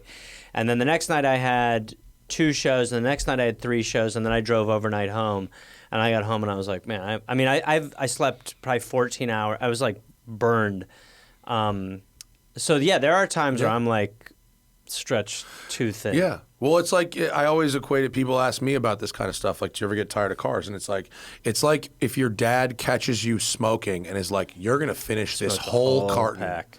or whatever, and it's like you like cars, fucking shove all this car shit in your face. It's funny, that cigarette thing, my friend's mom did that to him. Really? Yeah, because we used to smoke cigarettes. Like, I used to love them. And I miss cigarettes so much. And so I said to my dad, I go, that might be a good thing for you to do to me. And he was like, what? I was like, might be a good. And he was like, no. He's like, you want it too much. I was like, come on, give it a shot. Buy me some cigarettes, asshole. Let me smoke them in a day. I loved them. I miss cigarettes so much. You vape? No. Yeah, me either. But when I quit smoking cigarettes, my fucking weed intake like quadrupled. And now I miss cigarettes and weed. You don't smoke weed either? No. I don't either. I haven't in stopped 3 years. both. Same. Yeah. 3 years. August 2021. I was having panic attacks. Oh, really? I quit smoking weed. Yeah, I just took ayahuasca and it just was like... No way. Yeah. And that was it? It was weird. I had to take 2 weeks, couldn't smoke weed for 2 weeks leading up to it. I mean, I've done it before. And I've done the no weed, but then after the ayahuasca, I was like, let's fucking go. I had the joint laid out for when I got home, and I just had done 2 weeks no weed, and wasn't even conscious in the sense that I didn't have this. When I came back that night, I was like, I'm not gonna smoke, and then it just kind of carried. Yeah. through. Wow. And How it interesting. It just stuck. Yeah. I don't normally I miss cigarettes a lot. Yes. I don't normally miss weed except like if I'm at an outdoor concert, I'm like, this would be kind of nice. There are times where I think the first time I missed weed after stopping it was when the new Jackass came out, and I was watching it, and I was like, I should be high as fuck for this. Yeah. But it was still good, but I was like, I should be really high. When I saw U2 at the Sphere, I was like, motherfucker, this would have been. Yeah. This would have been. Fortunately, I'd eaten some mushroom chocolate, so that carried. Also helpful. Carried all right. I heard they weren't even playing that night. You just were in the Sphere alone. I was just wandering That might have been the around better solution than weed, honestly. Myself. That was some shit. I bet. That was fucking worth seeing. Thank you, Zach, for separating. Ryan says, can we get Matt and Zach on? We're here to help to answer some car questions. I will volunteer us for that if you can. If you want to do a car advice episode, I don't know if it'll be funny, but we have sort of slowed down our guests. But if we get I'm trying to think, what would the pun be for "we're here to help"? I can't fit it in there. The pun. Not there. Car hair to help. It's not there. We're here to drive. Or car to help. I don't know. I don't have it. If you got Ryan, if you've got a title, if you come up with a good title, it's going to be better. I got to pitch the other guys, but that could work. I would love to, and All Odds ZT says, who would we want to see covered in automotive-themed episode of The Dollop? I have many I would like to see, and if you need a guest for that, I would love to. That would be great. Elon Musk is a great one. I mean, it's a great episode because he's a fucking lunatic. Yeah, we did 2 on him. You didn't do Henry Ford, although you did Henry Ford's henchman. But Henry Ford... he was a Nazi, wasn't he? He was Nazi sympathizer. Yeah, please. right. Please. He had. Listen, just because you have a newspaper Apologies. called The American Jew, you can't be a Nazi if you're born in America. Doesn't mean. I think you have to be born in the Nazi region of Germany. The Henry Ford story that I would like to see. Do you know that he started a town in Brazil called Fordlandia? What the fuck? It was bananas. That is because he was really crazy. into on the surface, what he wanted was Brazilian rubber for tires. That was the sure. But also he believed, as fucking Elon Musk and Peter Thiel and any of these fucking industrial lunatics believe, that his way of living was superior. Yeah. And his way of living was like, you do this, you don't do this. It was this puritanical fucking thing, right? So he started Fordlandia in the jungle in Brazil. Oh my God. There's a whole book about it. And obviously it was a massive shit show and a complete failure. Holy fuck. And so many people died. And it turns out there's a reason that people who live in the jungle fucking live like they do. Yeah. And they're not building houses like you build them on Lake Michigan. Oh my God. It was crazy. That's amazing. So that would be a good one. That is a good one. You should tell Dave these. I will. Yeah. That one is probably You should have Dave on, and you should. I would pitch him really, these. really like to. I'll nudge him to come do this show. Zach, who else in Crazy Town would we like to? The band? The Sultan of Brunei is the Brunei royal family. The Sultan of Brunei and his brother Jeffrey. Why does this sound? Okay, keep going. Well, the Sultan of Brunei was in the 1990s was the biggest car collector in the world. Wow. And he wouldn't just collect cars. He would have Ferrari and Rolls-Royce and Mercedes and all these companies build him cars that didn't exist. What you would call coach building. That is. So I just saw one. That's one of those sentences that takes you a minute to fathom. Yeah. So in the 90s, this one guy basically kept all of those companies alive because they were all like running out of money. And so, where's the fucking car? So I just saw one at Pebble Beach that he had. Here it is. This car right here. Can't find it on your tiny I put it on my phone. Instagram, Zach. This is called the Ferrari 456 Venice. What the fuck? So that is a Ferrari. Now, what do you think of this? I think it's amazing. You do? I do. It's turned into a station wagon. This was originally a 2-door coupe, and it was turned into a full-on station wagon. Wow. And it actually looks good, if you ask me. And it flies. It's got a Ferrari V12, so it's fast, yeah. But he had all kinds of stuff. He had Rolls Royces turned into station wagons and custom-bodied Ferraris and Lamborghinis, and basically all this shit went out to Brunei, to the desert, and it all kind of like rotted. Right. He never really drove it all. It just sort of sat there. And his brother Jeffrey blew through the country's like entire budget and had a yacht, like a 200-foot yacht called Tits. Oh wow! Not even trying. Not even looking for like a catchy name. Yeah. So this would be a good place to start. Tits is good. I think, well, there's when Ford, they had a Model A drive in reverse across the entire country. There's a lot of interesting stunts in the car world, like Peking to Paris, like the first one of those probably has that kind of crazy. We did New York to Paris. Yeah, no, you did there was one about the New York to Paris race, that was real crazy. Yes, that's crazy. Mm-hmm. That's where James Adomian had maybe everyone's favorite line from the podcast, and he was just on an episode where it was a reporter and a big fat guy. Yeah. And the reporter like went to get a steak and ate it in the car and they didn't get anything for the fat guy. And James Adomian goes, "Mightn't I the gristle?" Like people get it tattooed. I'm like there's one episode he's on. That tattoo. Yeah, he has like it's a top $5 Dollop quote. It was That's just one amazing. episode. Have you what other Dollop tattoos have you seen? Have you seen other ones? Oh yeah. Oh man, I mean the Rube. Oh yeah, the Rube was a good one. There's a lot, it's gotten, but a lot of times I'll like sign someone and they'll get the signature tattooed, which is crazy. Which is such a high stakes. Ooh yeah. Signing, because like I will be like, fuck the tee up a little. Like, they could also like really easily commit identity theft using your signature. I recommend not using your real signature. It's weird when they ask me to enter my social. After them. For a tattoo. Weird. Like, and also, can I do your social under it? What person that like? What level of famous would someone have to be for you to get their signature tattooed on your body? Oh fuck! I don't know if that exists. I don't. I'm trying to think, like, I don't know. I don't know if there's a person that I love that much of celebrity. Now, if you met or Steven that you'd Seagal, love their signature that much. See, Seagal I would maybe do, but that would Seagal is a really good one. It would be ironic. Seagal is a great one. Yeah, it would be. Seagal is a great one. I could get him like in the judo outfit with the just for men, dyed black. Everything. That story. The difference between the public perception of Steven Seagal, shocking, and the reality of the life of Steven Seagal is the greatest 4 hours of radio I think I've maybe ever heard. It is a testament. Like last night, the episode that comes out today is about Benihana. Get the fuck out of here. Cool. And so it's I am a Benihana trained chef. Is that right? If I fucking, dude, I swear to God, look at this. So what do you know about the skeletons in the Benihana hibachi closet? Well, I mean, I know about Rocky Aoki and moving coke and racing offshore boats and all that stuff. Is there more? That's a nice chunk of it. I mean, there's just a lot of This is crazy. my contact card. Oh, Matt. Oh, sweet Matt. Yeah. Matt. It's almost a shame that we use Instagram to communicate, because if I had your phone number and called you... Here's what I'm going to do right now. Yeah. Pull up that over-the-shoulder camera. No.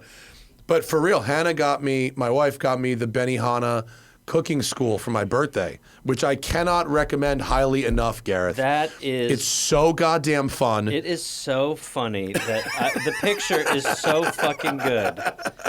It's awesome. Like a week ago, I put on the Benihana apron. I put on the hat. Why? Because I made fucking Benihana at home for 8 people. What do you have, a hibachi?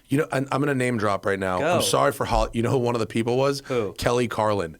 George's daughter. Oh my God! I cooked Benihana a week ago for Kelly Carlin in my home. And they fucking loved it. It was rad. I'm so good at making Benihana, dude. The key is you have to go buy the sauces. That's such a statement. You go buy the sauces from Benihana. They're $5 a pint. That sounds like a sentence a drunk person would say. I'm so good at cooking Benihana. You just gotta buy the sauce. You just gotta buy the sauces. I could make the sauce, but it's a bitch. Well, they had, I mean, one of the things we talked about was they had like you could go like buy the frozen Benihana meals, which Dave and I were like, that's the terrible. whole charm of it is that it's on an open, boiling, fucking sizzling grill. I liked the Benihana school so much that I had a hibachi put in my house. That is And now I make Benihana for people. And if you and Dave would like to come over, my God. I will make Benihana for you. It'll be... It's fucking delicious. It's not hard. No, I loved Benihana. And then the girlfriend I was talking about, his dad had the cup holder. She and I went out one night when we first got to LA, and I was like, we're being fancy. And she got food poisoning so fucking bad. From Benihana? Yes. Oh, no. That it was the Santa Monica one? No, because we lived in Burbank, so it must have been kind of close to Burbank. But she got food poisoning so bad that I was like, I'm probably going to lay off Benihana for a little while. No, I can make it at home, and I never have to go back. But I did go have hibachi with my girlfriend now and her family like 4 months ago, and it's fucking delicious. It is. And I'm still into the showmanship. Mm-hmm. It's still impressive. I can make a volcano. You can? Yeah, I can. Can you flick a shrimp tail into a pocket? Yes. This is all stuff they're teaching you at the school. It's so funny. Yeah. Dude, it's like $200. But there's some guys like, today is shrimp tail. Look, I know what you probably think you know how to flip a shrimp tail into a pocket. You don't. Were you there when I did the 201. school? All right, guys. If you haven't done the Hey, prerequisites, guys, focus. you can't come in. Did you come when I did it? Yeah. It's not a school, it's one-on-one. So you go at like 11 in the morning, and you learn how to do the whole shit, right? And then, of course, you eat what you've made because you've just made it, right? But then at like 7 p.m. that night, you come back with your friends, and you're the fucking chef. Oh, my God. And you can surprise your friends. You could be like, let's have dinner at Benihana, but then you come out with a fucking cart, and you're cooking. Yeah, it was like 6 hours of school, right? Yeah. No, lesson. the lesson was probably like 4. But I love it. I would, if my friend did that to me, I would genuinely be like, I'm going to talk to him after this, make sure he's good. Like, dude, are you cool? I'm telling you, it was the best. You have the outfit? Yes. This is was the the fact best that every birthday present question I I have ever ask, gotten, the answer Aaron. is yes. Everything I ask. It was. You should do it on the Patreon. You and Dave should go do it. Well, we should come to you, and you should do it Let's on our Patreon. fucking go. Okay, that's great. I will make Benihana anytime. But that is why the show is so fucking crazy, is because it's like all of a sudden I'm gearing up for like these pioneers had to eat each other on a trail, and instead it's like Benihana, and that was what the Seagal one was like. Yeah. Like he started it was 3 parts, and he started it, and as we're like, 5 minutes in, I'm like, he sure is saying Steve Seagal a lot. And I'm just like, in my head, I'm like, it can't fucking be. Yeah. And then it did. It just kind of uncorked this Seagal world. Well, it's tough because as a listener, the subject is in the thing, so I know where you're going. But I get such joy. The longer it goes on where you don't know what's happening, and then the reveal and payoff is always even sweeter. People love that part of it. Yeah. And there are times where I'm like, there are times where I'm like, oh, I know who this is, and then I'm wrong. Yeah. So I try to not guess, but then people will be like, people forget that they see the title, so they'll just be like, dude, how did you miss Colonel Sanders? And I'll be like, buddy, I'm just listening to a fucking crazy story about a guy who made chicken at road stops. I'm not when like... it starts with, this person was born, and you're like, well, okay, how do I know who this 2-year-old is? Sometimes it starts with their parents. It's like their parents or grandparents were born, so you got a lot of... And it is like my job on the show is to keep the stuff in mind, as well as like I am trying to think of little things to do throughout it to be funny, Yeah. So, but the Seagal one, when that dropped, so Seagal would be the signature. I think you're right. 100%. That is maybe my bar. That, and if anyone is still with us right now I usually when I tell people about the Dollop, which I do a lot, because people ask me what I listen to, and they say they've done 700 episodes. Where do I start? I go back to 1. Just start it, because they're pretty timeless. You can listen to. Oh yeah. But now I say Seagal. I start with Seagal. Because it's just so, and they go, it's 3 episodes. They go, trust me, commit a long drive. Commit a long drive to this one, and it's worth it. No, it is. Well, and then you can watch his SNL too. The skits are up. They're on YouTube. You can watch the whole episode of Steven Seagal's SNL, and it is amazing to think that you can actually say, undeniably, the worst host of all time, with like. Nobody should have a different opinion. He is the worst host of all time. Yeah, like...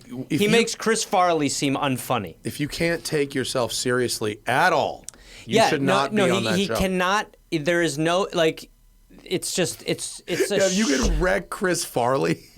Chris Farley is in a sketch with him, and he gets a couple laughs up top, but then the audience is like, we are done with this. You black-holed Chris Farley. You completely removed the humor from Farley.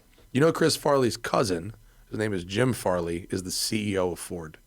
And he was on our show like a month ago. That's crazy. And he's a very sweet guy, and he's obviously very smart, and he races cars. He's about as cool as a car company CEO can be. That's great. And when you look at him, you cannot unsee it's also a little the resemblance Tommy of Chris Farley.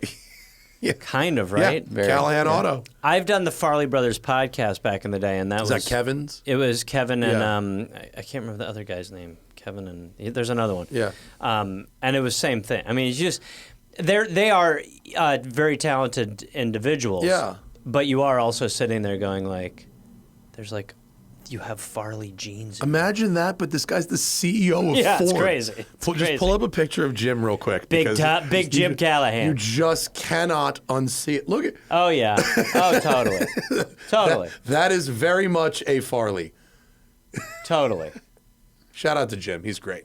That's hilarious. Yeah. He's competent cool. Titan Chris. of industry. Yeah. What could have been. Yeah, I know. What the fuck? Okay, let's go. We have a couple more on the Patreon. Let's go back there. The rest are kind of they're all car shit? questions. Let's see if Gareth has any insight onto... oh, God. I can already tell you I got nothing. That's okay. We can save this shit for later. I got that Goodwood. Goodwood. Okay, fuck. We'll save those for later. Those are all car shit. Wife says you look like Ray Gunn's husband. I've gotten a lot of that. Did really? Yeah. Dude, look up Ray Gunn. You remember the break? Look up her husband. I didn't know that it was possible to get a 0 in the Olympics. But you know the whole story of that dancer, though. Dave was talking about it last night. The story's crazy. That she's like a theoretical dance teacher, right? And she kind of was able to put herself in the Olympics when there were other people who were worthy of being in the Olympics. Like her, yeah. In that picture? I mean, because I got my hair all weird now, so. Not really. Kind of. You know what, people find pictures of fat, bald guys with goatees and send them to me. And they go, I thought this was you for a minute. And I go, well, when you realized it wasn't, you then still felt the need to send me the photo, You get, well, you know, I made the mistake of, on a We're Here to Help episode, mentioning one time, I don't even know how it came up. Oh, because we did an episode where this guy was pretending to be Jake. Like, he was out at a bar. Okay. And, like, so this woman DM'd Jake, and she was like, so fun hanging out with you in Edinburgh. And he was like, that wasn't me. And she sent a picture of a guy who looked a little like Jake. Yeah. And he goes, that's not me. Yeah. And she was like, what? And we fucking found him. Had him on our show, and he was a good dude. He was like, yeah, he like she was like, he in no way was he bought drinks. He was like a great representation. It's That's kind of so funny. You kind of would want yourself franchised out a little bit, like how this guy was handling it. And so That's weird. No ulterior motive. Nah, we don't. At least it hadn't been revealed yet. Yeah. Okay. And then I mentioned that I had been called on a YouTube clip, like back in the day. At the Laugh Factory, I had a clip that did all right, and you know, as you do before, I think this before the Dollop even, and I started scrolling through and reading the comments, and one of them called me a fat Aaron Paul, and so I called myself. I said on the show, oh yeah, I was fat Aaron Paul, and then that just became this whole fucking thing where it's like you almost do go, hey, I wish I hadn't said that, because like people show up at shows and they'll have shirts on, they're like fat Aaron Paul. I'm like, it's not like my favorite comment to relive. Yeah. You're like, go back to Gary, please. Yeah. Or Reagan's husband. Yeah. Yeah, it happens. It's good. Yeah. But it's also, I mean, you appreciate the enthusiasm. You appreciate the fact that people, like, that's what I would say about the Gary. People would ask me about chanting Gary at shows. And they're like, does it drive you crazy? And I was like, I spent most of my career having no one say anything. Right. Yeah. So you are 3 letters off. Yeah. Let's fucking party. Like that's way closer than it's ever been. Yeah. Someday maybe I'll get the full name, but until then. Yeah. Fuck, man. Well, I love your podcasts. Love you. All of them. Thank you for coming down today. Thank you for having me. Do you want to do Benihana? I'll fucking make I'll you talk Benihana. to Dave. I'll talk to Dave about doing this, and then we should totally do. If you want to film it at my house as a Patreon, yeah, we'll show have the guy something. sleeping in my car film it if he's alive. He might have passed away. Fortunately, it's electric, so no carbon monoxide poisoning. Yeah, no, I I don't have to worry about that. What if he died from the battery? Fuck the battery. Battery fire. Bro, did you see? Okay, I'll end with. We started on Cybertruck, so I'll end on a Cybertruck. Sure, great. A friend of mine. Go see me on the road, GarethReynolds.com. A friend of mine, I was hanging out with at Pebble Beach. He said he lives in Montana, of all places, about in Big Sky, because they're fucking rich out there. And his business partner was hit as a pedestrian by a Cybertruck. Oh fuck. which is something that I've been waiting to hear happen, because the front of a Cybertruck looks an awful lot like a fucking Gillette Mach 3. Right. And the guy got super fucked up. Fuck. Super, super fucked up. The person driving stopped. The driver was with his wife. That's nice. Yeah, it's nice. Was with his wife. The cops came. The cop was there. Cops were helping the injured pedestrian. Sure. And the injured pedestrian's wife was also there. And the driver's wife yells at the husband in front of the cop, "How many times is this going to happen?" Oh, no. It turns out he has hit 4 pedestrians. Oh, my What? God. With the Cybertruck. Yeah. With the Cybertruck? Now- Not with all cars, just with the Cybertruck. And the Cybertruck, which by the way has been on the market for 8 months. Right, that's what I'm saying. I thought it was Yeah. it's So over the course of his No, driving no. history. Every two. How many times is this gonna? And the cop overheard it, was like, "Excuse me," and That guy was like, "Nancy, the fuck? I told you the third time. Don't ask that fucking question at the site." yeah, the reason this came up is because he was asking about a connect to Zuckerman. Our friend Paul Zuckerman is like a personal injury lawyer who happens to be one of the funniest people alive and is on a podcast, another podcast called Spike's Car Radio. And it's just, he's exactly the kind of personal injury lawyer you would want if you were injured. Like, he lives to, like, fuck people up. Right. And he does it very well because he's fucking real rich and has lots of cars. Yeah, fucking guy. But what do you put that on, that's driver error or car error, or that's a combo platter? Well, it's obviously driver error, right? The driver is, hopefully the driver is responsible for where the truck goes. Yeah, but but there also could be issues with visibility. Yeah, that's what I think. Because you see some of the trucks now in general. Yeah. The visibility is ridiculous. Oh, there was this, the pickup trucks where the hoods are 48 inches high and you can't see. And you literally can't see like an actual car in front of you. Yeah. But I've been waiting to hear about a Cybertruck hitting a human because the front end of it is so dangerously designed. It's designed like as a weapon. It is just the worst thing I've ever seen. Did you see the YouTuber kid that gave Trump the fucking Cybertruck with his own face on the side of it, which is a campaign finance violation? Oh, well, shocking.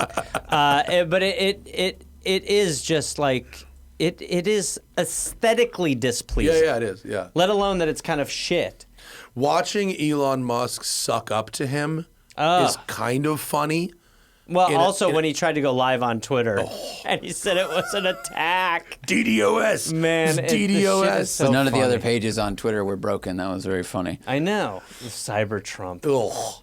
It really is. There are these flickers and these flames of like, oh yeah, it's all going away. Like it's all falling apart. It's just, you get these little idiocracy pops every now and then. You go, oh, there's one. Yeah. Bingo. If this was another country, it would be funny. Which is why we do well in Australia. Right. And on that note, it's time to end. Right. Thank you for listening, everybody. The Dollop, of course, the Past Times, and we're here to help get them where you get your podcasts. Zach, let's join the Dollop Patreon because I want this bonus content. Yeah. And it's a business expense for us. Yeah, it's a write-off. That's good. Don't be assholes. I got to join yours now. $50 tier. Yeah. That's the deal. Right. Yeah. And that's money laundering. Yeah. And that's how we do it. It's a quid pro quo. Yeah. You quid, I quo. Yeah. All right. Well, appreciate it. Okay. Gareth Reynolds. We'll see you all later. Bye.